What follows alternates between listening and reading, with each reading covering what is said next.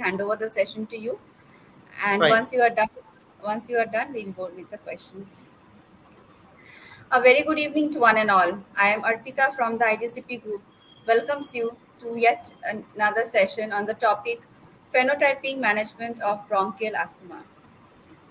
This webinar will delve into the phenotyping management of bronchial asthma, highlighting the significance of identifying and treating specific asthma phenotypes for optimizing patient outcomes. As asthma is a heterogeneous condition, a one size fits all approach may not be effective.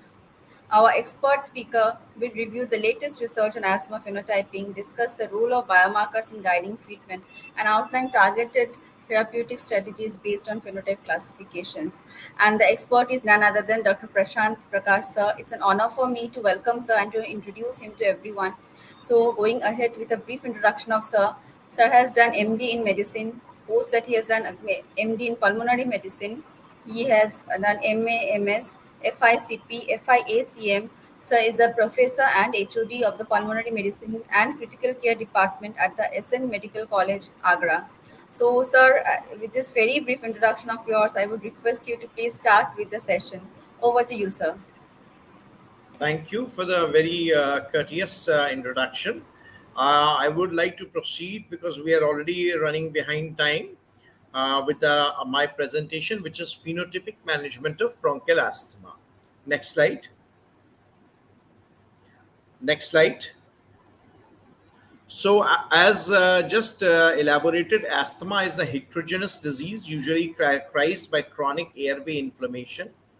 You generally have a history of respiratory symptoms such as wheeze, shortness of breath, chest tightness, and cough that varies over time and intensity together with variable expiratory airflow limitation. Next slide. Next. So, the very word heterogeneous means there are different types of asthma. And that means to say that the previously held concept that atopic or allergic does not explain all asthma trends, and hence the concept of endotypes and phenotypes of asthma was proposed. Next slide. What is a phenotype? Phenotype is basically recognizable clusters of demographic features, clinical characteristics, lung function, and inflammation. They are called asthma phenotypes. What exactly this means, we will elaborate further. Next slide. Asthma endotypes define the distinct biological mechanisms that links the clinical characteristics with molecular pathway. They are broadly classified as type 2 high or type 2 low. Next slide. Type 2 high is the one which is we will mainly deal with. It is having cytokines released by T helper cell type 2 cells such as interleukin 4, interleukin 5, and interleukin 13. Now, it is specifically this type of asthma which is targeted by biological agents in bronchial asthma. Next slide. So, about half of asthma patients are T2 high asthma, and this is particularly even more common in severe asthma patients. The biomarkers they use to denote T2 high asthma include number one, sputum and blood eosinophil count, blood periostin levels, pheno, and allergen specific IgE. Next slide. 37% of the patients with severe asthma belong to the T2 low asthma group. This constitutes a neutrophilic or mixed or polygranulocytic asthma, and there is absence of eosinophilia in this variant of asthma. This asthma is usually not very well understood. Next slide. T2 low asthma has fewer allergic symptoms and has older age at presentation. It has been associated with the numerous factors like chronic infection with atypical bacteria, obesity, smoking, etc. Next slide. So, presently, the treatment of T2 low asthma is considered difficult, and it basically includes controller medicines and probably bronchial thromboplasty, as this variant has a lack of response to corticosteroids. Next slide. So, this table summarizes in effect the various endotypes and phenotypes of asthma. There are two endotypes, T2 high asthma and non T2 asthma. The T2 high asthma is characterized by atopic one, which is the allergic one, right? Well defined early onset, steroid sensitive. The late onset one, which is mostly mainly the eosinophilic type, which is steroid refractory, and the aspirin exacerbated respiratory disease AERD, which is adult onset associated with aspirin allergy. The non T2 asthma can be further categorized into four types: non atopic, smokers, obesity related, and elderly. Practically all of them have a more frequent exacerbation, lower lung function, and poorer response to steroids. Next slide. So, coming again to the T2 high endotype, oblique atopic or allergic asthma, they are the one. This is the asthma which is triggered by environmental allergens. It's a common phenotype occurring in 40 to 50% of patients, and there is presence of allergic sensitization defined by presence of serum IgE antibodies and a positive skin prick test to some of the other inhaled or ingested allergen such as house dust mite, animal dander, fungal spores, plant or tree pollen, or peanuts. Next slide. So, in up to 80% of these cases of allergic asthma, they also have allergic rhinitis. This is again of three. These T2 high asthmas are of three types: early onset allergic asthma, late onset eosinophilic asthma, and aspirin exacerbated asthma. Next slide.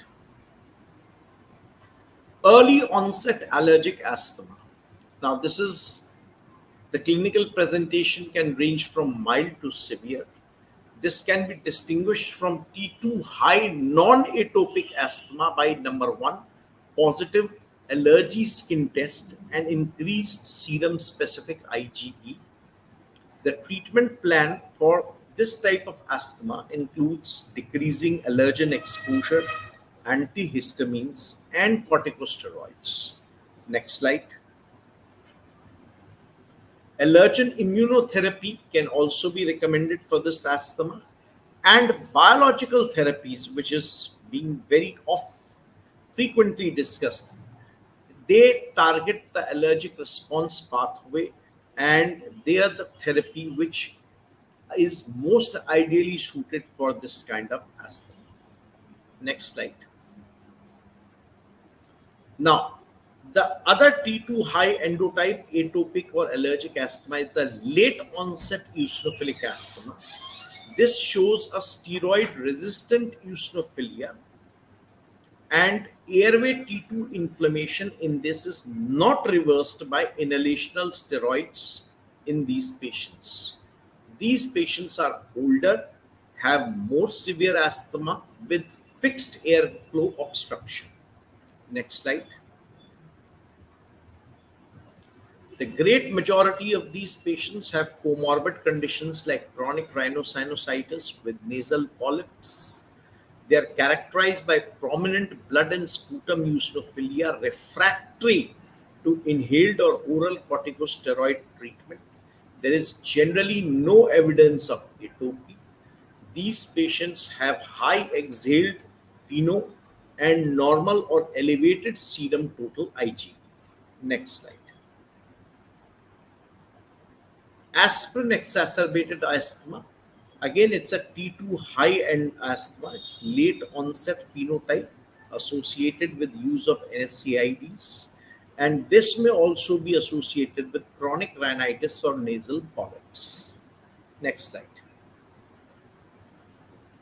So, coming now to the T2 low, type 2 low endotype or non atopic asthma, they do not demonstrate allergic sensitivity and they show a neutrophil predominant disease with absence of T helper 2 cytokines. As a corollary to that, they do not show sensitization to indoor or outdoor allergens. They do not have elevated eosinophil counts and or total IgE levels. Next slide. Non-allergic asthma often develops later in life, and in this form of disease, this is characterized by the following features more common in women associated with chronic rhinosinusitis and nasal polyps, as well as obesity, difficult to treat, often requiring long term treatment with systemic steroids. It is generally characterized by neutrophilic, which is sputum neutrophils more than 40 to 60%, or polygranulocytic, that is normal sputum levels of both eosinophils and neutrophils, inflammation, and a lack of response to corticosteroid therapy. Next slide. T2 low phenotypes are basically classified according to clinical characteristics, which include obesity, smoking, and age. Next slide.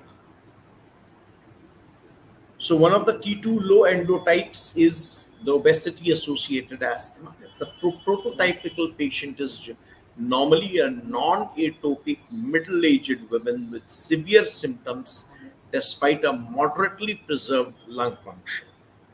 Next slide. So obesity associated asthma, obese asthma syndrome is complex, it's non eosinophilic, and very interestingly, obesity biases CD4 cells towards T helper 1 differentiation instead of 2. T helper 1 differentiation, which is associated with steroid refractory asthma. Next slide. Smoking associated asthma. So it's considered a T2 low neutrophilic steroid resistant phenotype. Smoking also increases the risk of sensitization to allergens and increases total allergy, demonstrating the link between asthma and COPD. Next slide. Very late onset asthma, again a prototype of T type 2 low endotype asthma. So, in this, what can be the cutoff age is debatable. Some people take late onset asthma as that occurring after 50 years. Some take it that after occurring 65 years. Next slide. So this is a figure very characteristic showing the type 2 high and the type 2 low asthma. Type 2 high, commonly severe, more steroid responsive, eosinophilic, atopic IgE component, responsive to T2 inhibition.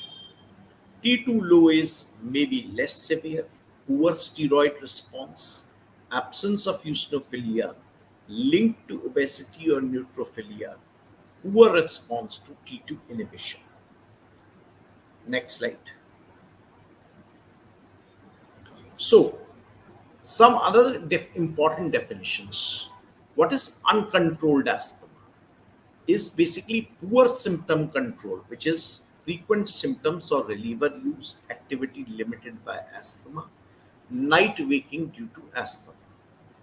The second feature of uncontrolled asthma is frequent exacerbations more than 2 per year requiring oral corticosteroids or serious exacerbations requiring hospitalization. Next slide. Uncontrolled Difficult to treat asthma is a different entity. It is described by uncontrolled described prescribing medium or high dose inhaled corticosteroids with a second controller, which is usually a LABA, or with maintenance oral corticosteroids, or that requires high dose treatment to maintain good symptom control and reduce the risk of exacerbations. Next slide. So, basically, it is crucial to understand difficult to treat asthma is that in which there are modifiable risk factors such as incorrect inhaler technique, poor adherence, smoking or comorbidities, or if your is incorrect. Next slide. Severe asthma. It is basically asthma that is uncontrolled despite adherence with maximal optimized high dose ICS LABA treatment and management of contributory factors, or that worsens when high dose treatment is decreased. It is sometimes also called severe refractory asthma. Next slide. However, with the advent of biological therapies, the word refractory is no longer appropriate, and asthma must not, very important to understand, asthma must not be classified severe if it markedly improves when contributory factors such as inhaler technique and adherence are addressed. This, I repeat this line, asthma is not classified as severe if it markedly improves when contributory factors such as inhaler technique and adherence are addressed. Next slide. So, how do you assess a severe asthma phenotype? Is it type 2 high or low? Next slide. So, this figure shows you have a severe asthma phenotype. How do you assess if it is type 1 or type 2 high, or type 1 high or type 2 high? Type 2 inflammation is indicated by five factors: blood eosinophils more than 150 per microliter, pheno more than 20 ppb, sputum eosinophils more than 2%, and or asthma is clinically allergen driven, or need for maintenance of oral corticosteroids. If these factors are present, we should go on to add biologics for type 2 targeted treatments. Should they not be present, then we must not consider biologics, and we should go for things like trial of triotropium or macrolide, consider add-on treatments, consider add-on low-dose oral corticosteroid, stop ineffective add-on therapies, consider bronchial thermoplasty. Next slide. So, type 2 inflammation is found in the majority of people with severe asthma, characterized by cytokines such as interleukin 4, 5, and 13, characterized by elevated eosinophils, increased pheno, may be accompanied by atopy and elevated IgE. Various non-type 2 inflammation is often characterized by increased neutrophils. Next slide. In many patients with asthma, type 2 inflammation rapidly improves this when ICS are taken regularly and correctly. This is mild or moderate asthma. In severe asthma, type 2 inflammation may be relatively refractory to high dose ICS. It may respond to oral corticosteroids, but their serious adverse effects means that you should think about alternative treatment. Next slide. So, could the patient have refractory or underlying type 2 inflammation? Again, the 4 points which you need to see: blood eosinophils, pheno, sputum eosinophils, and is it allergen driven? Next slide. Patients requiring maintenance oral corticosteroids may also have underlying type 2 inflammation.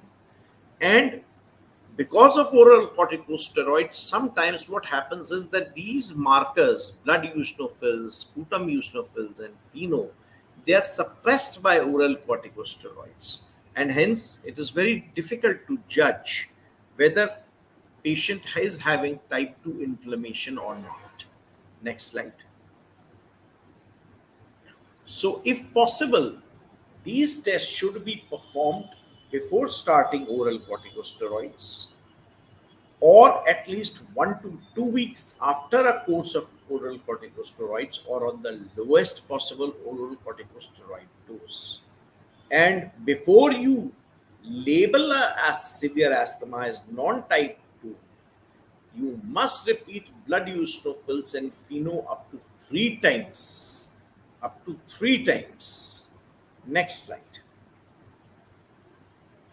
So, the eligibility criteria for biologicals. Now, this is a very important point.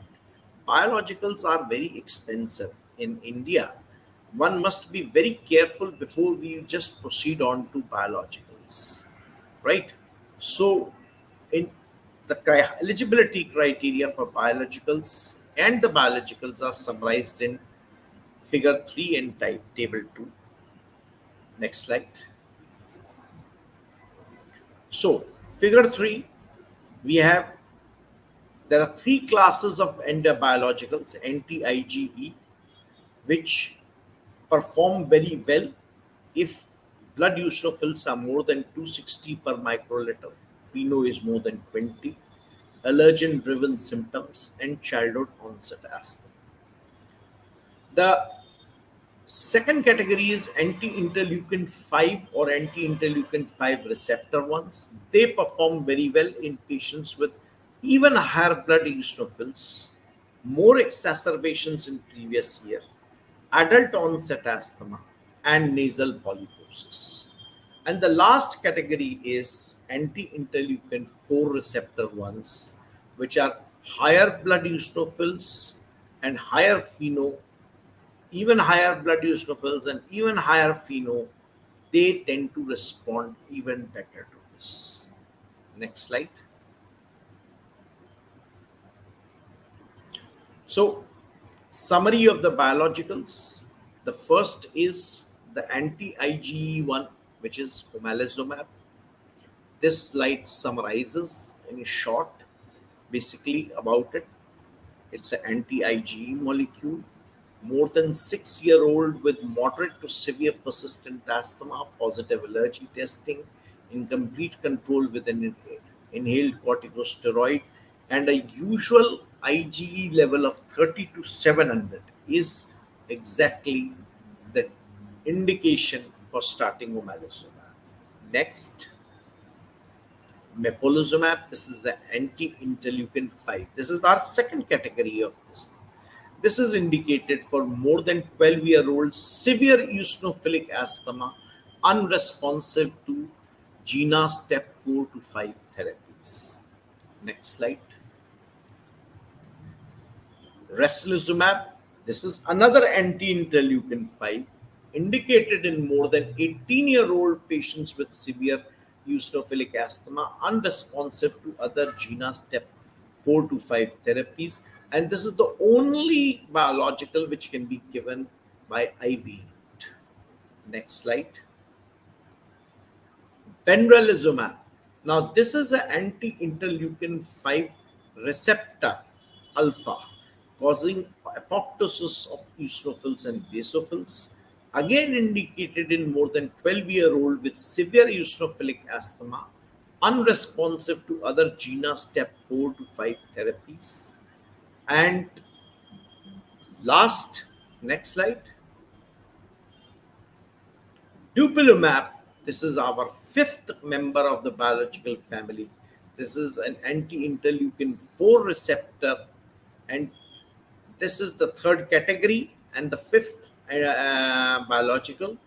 binds to anti-interleukin 4 receptor alpha, blocking the signaling of interleukin 4 and 13, again indicated in more than 12-year-old with severe eosinophilic asthma, unresponsive to other GINA step 4 to 5 therapies. Next slide.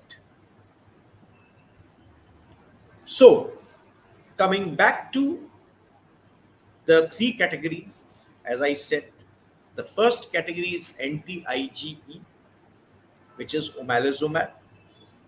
This is can be given for ages above 6 years old. That's the biggest advantage. Dose is based on weight and serum Ig. May be indicated for nasal polyps and chronic spontaneous idiopathic urticaria. Self-administration may be an option. Next slide. It binds to the Fc part of free IgE, causing downregulation of receptor expression and reducing free IgE. Next slide. Eligibility criteria, again, sensitization to inhaled allergens on skin prick testing or specific IgE, total serum IgE and body weight within local dosing range, as we have discussed, and more than a specified number of exacerbations within the last year. Outcomes are summarized in table 3, as we see. Next slide.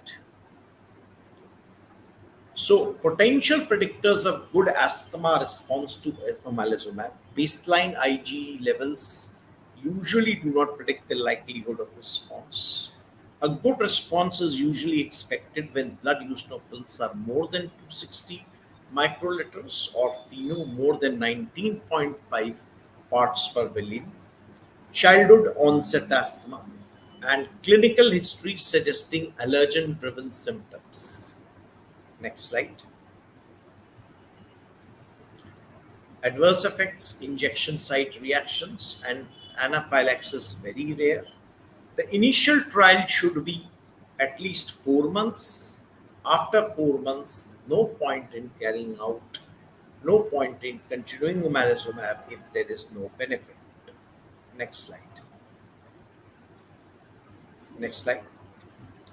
Yes. Now coming to our second category, which is anti-interleukin 5 or anti-interleukin 5 receptor ones, which are, we have three molecules in this. We have mepolizumab, benralizumab, restylizumab. So mepolizumab and benralizumab can be used in ages above more than 12, while restylizumab, which is the only IV agent, can be used in ages above 18. Next slide. So, mepolizumab may also be indicated for eosinophilic granulomatosis with polyangiitis, EGPA, hypereosinophilic syndrome, and chronic rhinosinusitis with nasal polyps. Mepolizumab and restylizumab bind to circulating interleukin 5, while benralizumab binds to interleukin 5 receptor alpha subunit, leading to apoptosis or cell death of eosinophils. Next slide. Eligibility criteria. Again, as I said in our previous chart, this is more than a specified number of severe exacerbations in the last year. And the higher the blood eosinophil count, basically it is used in chronic eosinophilic asthma with no history of atopy. Chronic eosinophilic asthma with no history of atopy are the best indications for these molecules. Outcomes are summarized in table 3. We come to that. Next slide. So, potential predictors of these these molecules is higher blood eosinophils, strongly predictive, higher number of severe exacerbations, again strongly predictive, adult onset asthma. Now, see the contrast between omalizumab and this category. Adult onset asthma, nasal polyps, requirement for maintenance oral corticosteroids at baseline, and low lung function FEV1 less than, say, 65% predicted in one study. Next slide. Adverse effects in adults, injection site reactions, anaphylaxis is rare. In children, more skin or subcutaneous tissue and nervous system disorders were seen with mepolizumab. Trial is again 4 months. If your biological is not giving a response in 4 months, no need to continue with it. Next slide. Coming to our last category, which is anti-interleukin 4 receptor alpha, which is again mainly for eosinophilic type 2 asthma. Eosinophilic type 2 asthma. In this, we have a molecule dupilumab. It's not presently marketed in India, right? Again, indication is mainly eosinophilic asthma, more than 12 years of age. Next slide. May also be indicated for treatment of skin conditions including moderate to severe atopic dermatitis, chronic rhinosinusitis with nasal polyps, and eosinophilic and esophagitis. It binds to interleukin 4 receptor alpha, blocking both interleukin 4 and interleukin 13 signaling. Next slide. So, eligibility criteria: more than specified number of severe exacerbations in the last year, type 2 biomarkers above a specified level, especially eosinophilia. So, it's a candidate basically for eosinophilic asthma type 2. Next slide. Potential predictors of good asthma response: again, higher blood eosinophils, higher pheno. Next slide. Adverse effects include injection site reactions, transient blood eosinophilia, rare cases of eosinophilic granulomatosis with polyangiitis, anti-interleukin 4 receptor alpha, which is not suggested for patients with baseline or historic blood eosinophils more than 1,500 cells per microliter because of limited evidence. The trial is again 4 months. Next slide. So this is a chart demonstrating the efficacy of the various biologicals. Omalizumab reduces asthma exacerbation by 25%. It has minimal or equivocal improvement in lung function, decreases use of ICS but not OCS. It's it is the only subcutaneous biological approved for children in 6 to 11 years of age. Mepolizumab reduces exacerbation of asthma by 50%. It has inconsistent effect on lung function, decreases total use of oral corticosteroids to the point of complete weaning, and standard subcutaneous dosing has not been shown to decrease sputum eosinophilia. Restlizumab reduces asthma exacerbation by 50 to 60%. Lung function is improved in the restlizumab. Corticosteroid weaning does not seem to have a very good effect on it, and it's the only weight-based dosing IV biological so far approved for asthma. Next slide. Benralizumab reduces asthma exacerbation by 25 to 60%.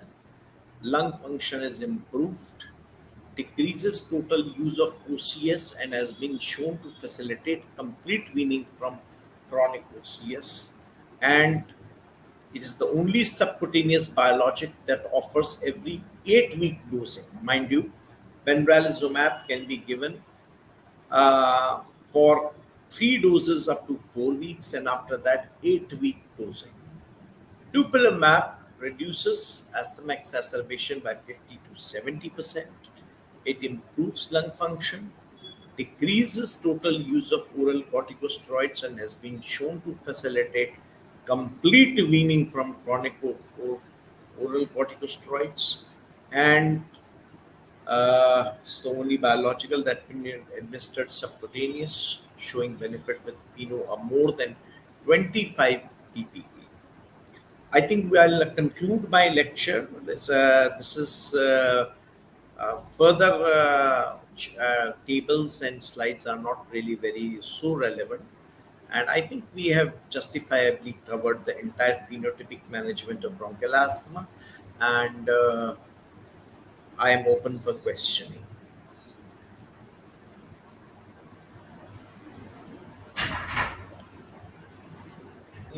Yeah, Yeah. Thank you, sir. Thank you so much for this beautiful presentation, I would say. Now, sir, can I take two or three questions? I know we have absolutely. extended Absolutely. time. Absolutely. Thank you. Thank you, sir. Thank you so much. The first question is, how do environmental and genetic factors influence the phenotypic expressions of asthma, and how do you incorporate these factors into personalized treatment plans? Yeah, environmental factors, as we have already discussed, is that basically if you have a T helper 2 endotype, in that also you have three types. One is an aspirin exacerbated, so that has got nothing to do with the genetics. That has exposure to aspirin and NSAIDs, so you can say it is an environmental thing. The second category in this T2 helper 2 asthma, eosinophilic asthma. Now, eosinophilic asthma, the genetic mechanisms are not exactly known. The genetic mechanisms are not exactly known. Yes, the most rewarding asthma is the early onset allergic asthma, which has T helper 2 phenotype and which has got a strong environmental allergy association in the form of atopy. In the form of atopy, two, and you have basically allergic phenomena to both in you can have it to inhaled allergens and you can have it to food allergens. So thereby what you can do is that by avoidance of these allergens or by immunotherapy you can basically go ahead with you can go ahead with you can go ahead with immunotherapy, you can go ahead with biologicals, and they're usually more responsive to corticosteroids. Right, sir. Thank you, sir. Thank you so much for answering this query. The next question is, what challenges do you encounter when managing patients with mixed phenotypes or overlapping features of asthma and COPD? Well, see, first of all, mixed phenotypes. I don't think that there are mixed phenotypes of asthma. Second of all, this question contains two questions. Number one, mixed phenotypes. First of all, when we are talking, because you see, when you are talking of um, um, phenotypic management of bronchial asthma, what do you basically mean by that? Number one, do you basically want to identify those types of severe asthma which can respond to biologicals, which are very expensive molecules, prohibitively expensive molecules. So you have to be very clear about that. Second of all, do you want to identify asthma which can respond to allergen immunotherapy? So you have to be very clear about that, right? And third sect of all, you have to be clear about it that whether it is steroid responsive or not. Now, that is issue number one. So here there's no question of mixed phenotypes. Second issue is asthma versus COPD. Now, this is a fundamentally different question. This is a fundamentally different question. Why? Because if you're not very clear about, although there is a overlapping, this is now we have this asthma COPD overlap syndrome.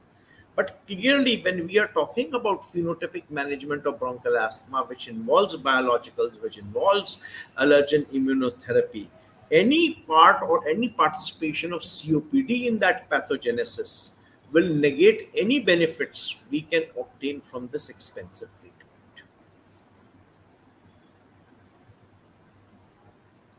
Uh, right, so there is one last question.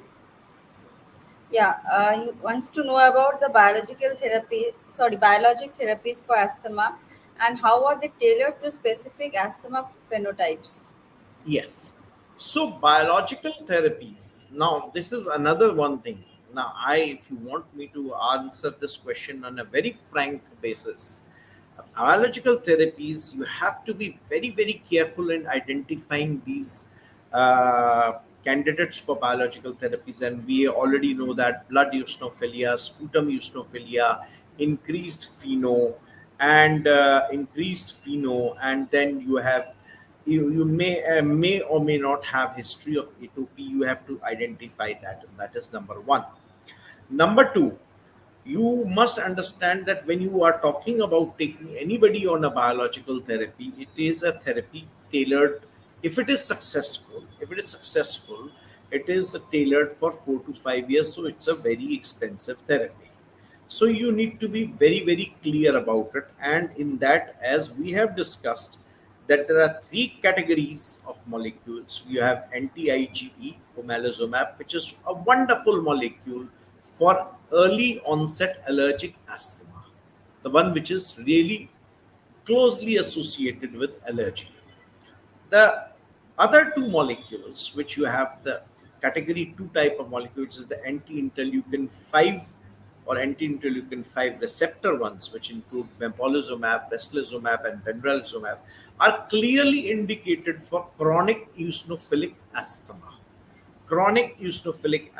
of adult onset. The third category is anti-interleukin 4 receptor alpha asthma. So that receptors, that is dupilumab, which is currently not available in this country, is again basically candidate for chronic eosinophilic asthma of adult onset. Now there is a catch point that people say that it can be used, this particular molecule can be used for uh, type 2 asthma, which is allergic also. Not very clear indications. So if I were to broadly classify the biologicals in asthma, I would classify them into anti-IgE, omalizumab, best for allergic asthma, right, early onset. And the second two categories, anti-interleukin 5 receptor and the anti-interleukin 4 receptor alpha ones, which are best suited for the adult chronic severe eosinophilic asthma.